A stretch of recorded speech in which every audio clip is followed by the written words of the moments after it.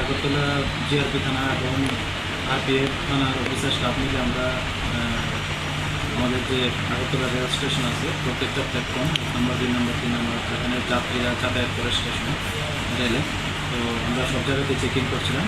তো এমন সময় দেখলাম প্ল্যাটফর্ম নাম্বার 1-এর দিকে দুজন লোক, একজন মহিলা এবং একজন পুরুষ, তারা খুব স্পিডে আসছিল এবং রেলে যাওয়ার জন্য চেষ্টা করছিল।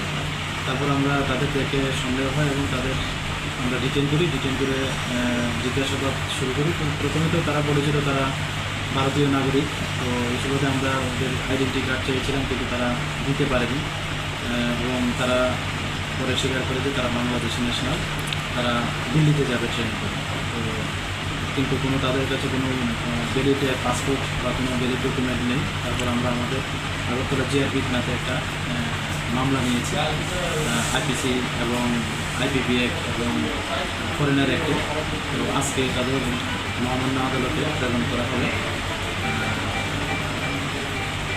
নামগুলা কি? হ্যাঁ, ওদের একজনের নাম হলো যে মেয়ে নার্গিস আক্তার, বাড়ি বাগেরহাট ডিস্ট্রিক্ট বাংলাদেশ। মেহেদি হাসান, ওর বাড়িও বাগেরহাট ডিস্ট্রিক্ট বাংলাদেশ। কোন ট্রেনে যেতে চেয়েছিল তারা? তারা ওই বিকালবেলা আমাদের একটা ট্রেন আছে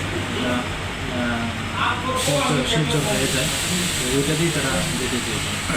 এই গত কয়েকদিনে যতজন বাংলাদেশি আটক করা হয়েছে এর মধ্যে কি তারা চেন বাই চেন কি যুক্ত রয়েছে এরকম?